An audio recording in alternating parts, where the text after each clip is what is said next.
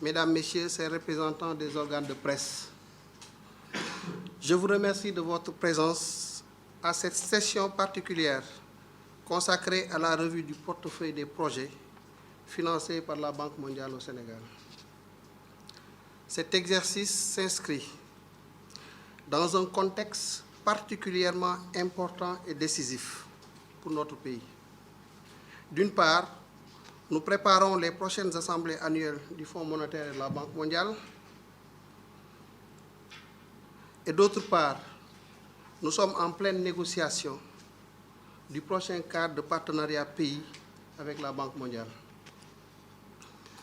En outre, les services étatiques finalisent le nouveau référentiel stratégique qui définit les axes prioritaires pour le Sénégal à l'horizon 2050, selon une vision mettant en avant la prospérité, l'équité et la transparence.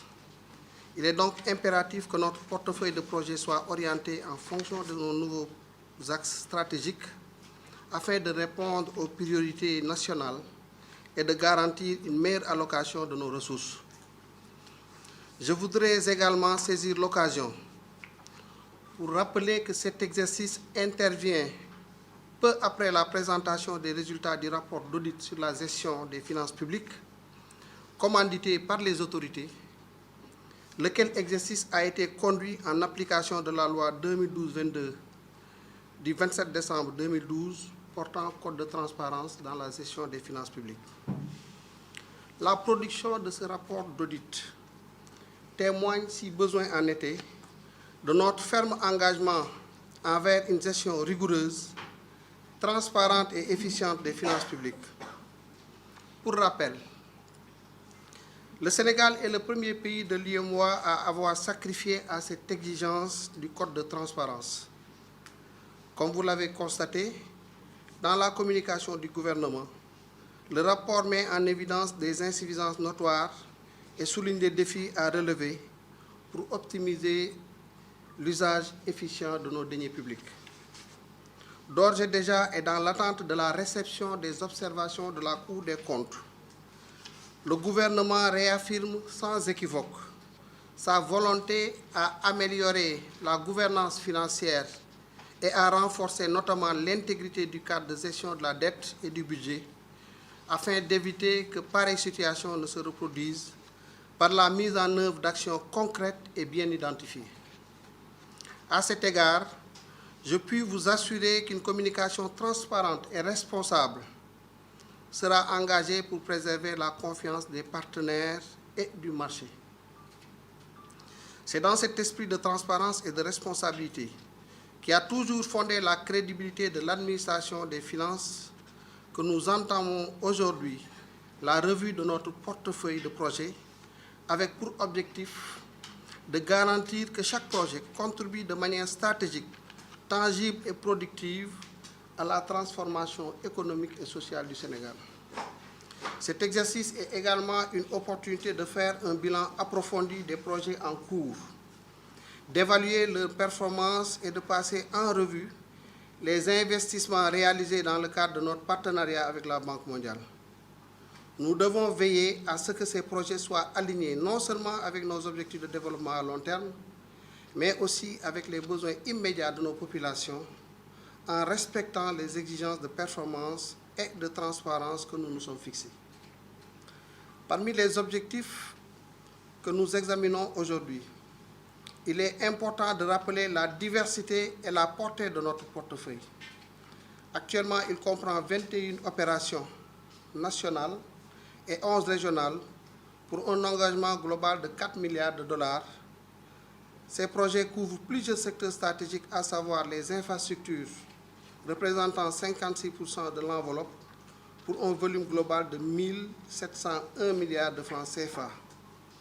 Le développement humain, avec 23% de l'enveloppe, soit 699 milliards de francs CFA, et le développement durable, 16%, soit 495 milliards de francs CFA. Le digital représente 5% avec un engagement de 150 milliards. Cette répartition témoigne de la diversité des interventions, mais elle doit également être évaluée minutieusement à la lumière des priorités nationales. En effet, le contexte actuel nous appelle à réorienter nos actions et à aligner notre portefeuille avec les nouvelles priorités du Sénégal. La nouvelle stratégie nationale de développement 2025-2029, qui s'inscrit dans la vision Sénégal 2050, nous impose de revoir notre approche pour une transformation économique et sociale durable. Nous devons œuvrer à promouvoir un développement endogène, axé sur la valorisation de notre capital humain et l'émergence de pôles territoriaux compétitifs. Chaque projet, actuel ou futur, doit s'inscrire dans une dynamique pour assurer sa pertinence et son efficacité à long terme. Ce référentiel de politique publique représente notre boussole pour les années à venir et il est crucial que nos engagements financiers soient alignés à ces objectifs. Ceci m'amène à aborder une question cruciale, la gestion de nos dépenses publiques. À la lumière des évaluations menées, il est impératif de rationaliser les dépenses allouées au projet en les orientant davantage vers les activités qui ont le plus d'impact. En effet, notre responsabilité première est de préserver les ressources publiques, de les utiliser à bon escient et d'éviter tout gaspillage. Cela signifie qu'il faut envisager, lorsque nécessaire, la restructuration de certains projets ou même leur cessation si leur pertinence ou leur performance sont remises en cause. Nous ne pouvons pas nous permettre de soutenir des initiatives qui ne répondent pas aux standards exigés, au risque de compromettre nos ambitions de développement. Au demeurant, il est essentiel de souligner que les projets qui continueront à être soutenus devront faire l'objet d'un suivi rigoureux. Donc, nous devons mettre en place des mesures visant à améliorer leur gestion, leur organisation et leur exécution. Il s'agira de renforcer les capacités des unités de gestion, d'optimiser les procédures de décaissement, notamment, et d'adopter une approche encore plus axée sur les résultats. Une telle démarche garantira non seulement une meilleure efficacité, mais elle renforcera également la transparence et la responsabilisation dans l'utilisation des fonds qui sont alloués. Aussi voudrais-je annoncer que nous allons dorénavant introduire le costing unitaire dans la gestion des projets.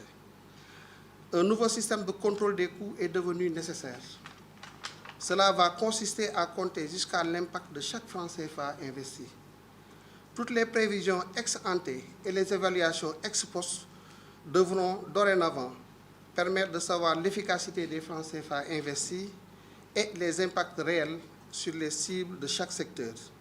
C'est en changeant de paradigme de comptage basé sur le rapport coût-impact que nous allons avancer dans l'efficacité et l'efficience de nos interventions. Je vous exhorte à identifier les chaînes de résultats de chaque projet en liant les résultats aux ressources allouées. Les résultats consomment des activités et ces dernières consomment des ressources, que ce soit humaines ou matérielles. En conclusion, je tiens à raffirmer l'engagement sans faille du gouvernement à travailler en étroite collaboration avec la Banque mondiale et tous les partenaires au développement. Notre ambition commune est de maximiser l'impact des projets en cours tout en garantissant que ceux-ci participent pleinement à la transformation structurelle de notre économie et au bien-être de nos populations.